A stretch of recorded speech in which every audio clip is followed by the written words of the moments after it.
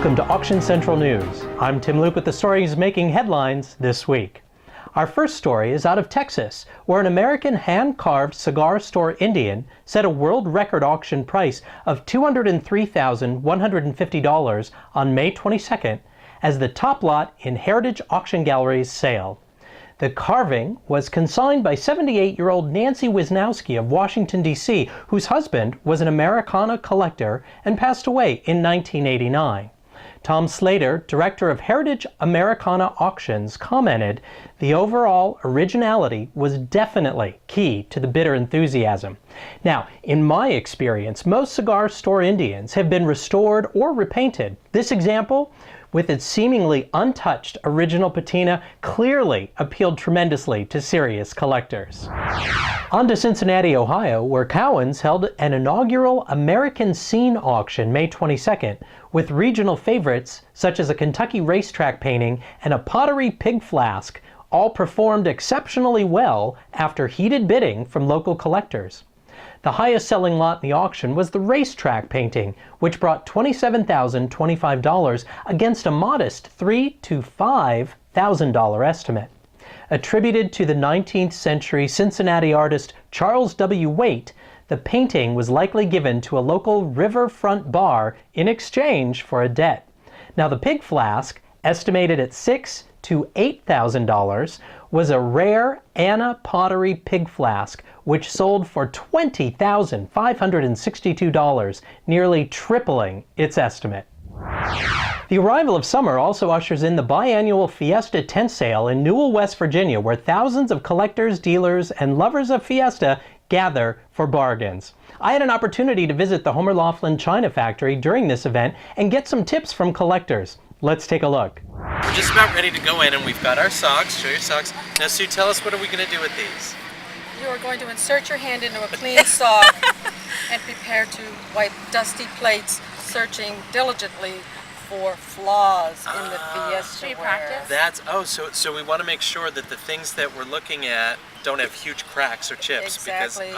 Or nasty little blisters. Now, what colors do you collect? I collect everything. Everything? All the colors. A rainbow. Rainbow?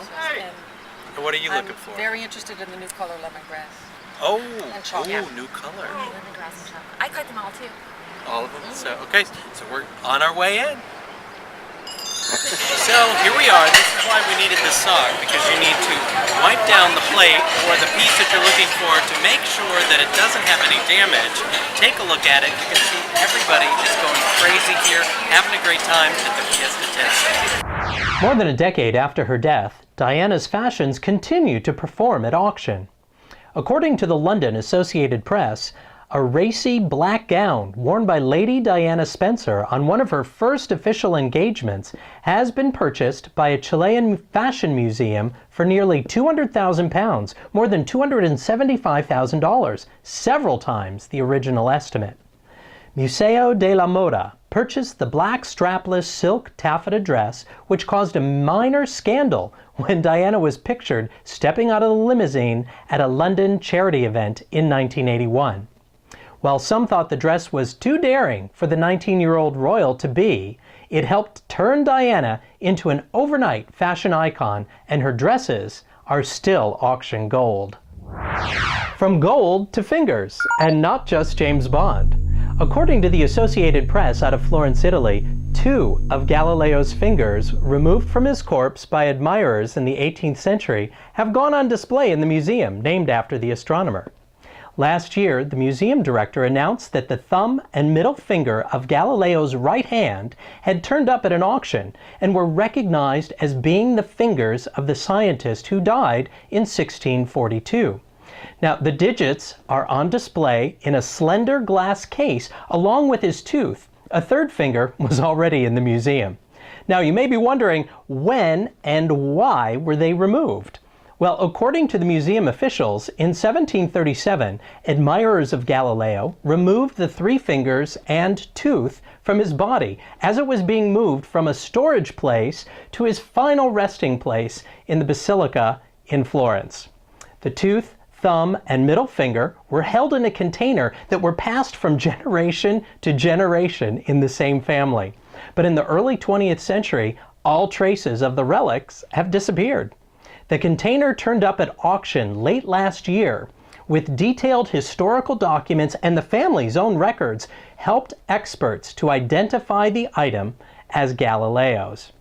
In addition to the digits, visitors can also view what the museum says are the only surviving instruments designed and built by Galileo, including the lens of the telescope he used to discover Jupiter's moons. Proving internet bidding is becoming more and more mainstream, the past month has produced very impressive numbers for bidders using Live Auctioneer's online bidding platform. In California, Profiles in Histories held an entertainment memorabilia sale with more than 900 individual registered bidders, accounting for $1.1 million in successful bids. David Rago Auctions in Lambertville, New Jersey sold a painting to an online bidder for $51,850, skyrocketing past the pre-sale estimate of $2,500 to $3,500.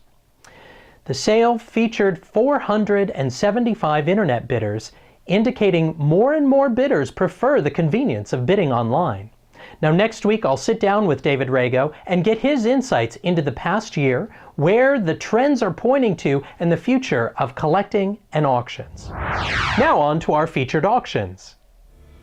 On July 5th, American history, including the Civil War, will be sold at Cowan's Auctions in Cincinnati, Ohio, while a Hollywood memorabilia auction is on deck at Profiles in History in Calabasas Hills, California. On July 6th, we're featuring a folk art and Americana sale at Conestoga Auction Company in Manheim, Pennsylvania, while works on paper will be on the block at Rachel Davis Fine Arts in Cleveland, Ohio. Looking for historic and prehistoric artifacts, check out Old Barn Auctions in Findlay, Ohio. On July 7th, there's a fine art antique sale at William Janak Auctioneers in Chester, New York. Everything Nice Sugar and Spice doll auction will be held at McMaster Harris Auction Company in Columbus, Ohio. July 8th, there's a major fine art and antiques auction at Auction Gallery of the Palm Beaches in West Palm Beach, Florida. July 9th, there's a fine jewelry offering at Skinner's in Boston, Massachusetts. July 10th will feature a marketplace offering by Leslie Hinman Auctioneers in Chicago, Illinois. July 11th, a special estate auction hosted by Briggs Auction in Garnet Valley, Pennsylvania. July 12th, we have 19th and 20th century photographs offered by Ash Auctioneers in Phoenix, Arizona. And finally, fine and decorative arts go under the gavel at Suzannon's Auctions in Chicago, Illinois. If you would like to search, bid, or register for auctions, simply go to liveauctioneers.com and check out the many offerings. Remember, when placing bids, read all the conditions of sale because they will vary between auction houses. Look over the shipping policy and remember to factor in the buyer's premium to the final bid. Join me next week for the stories making headlines in the world of art, antiques, and collectibles. I'm Tim Luke for Auction Central News. See you online at the auctions.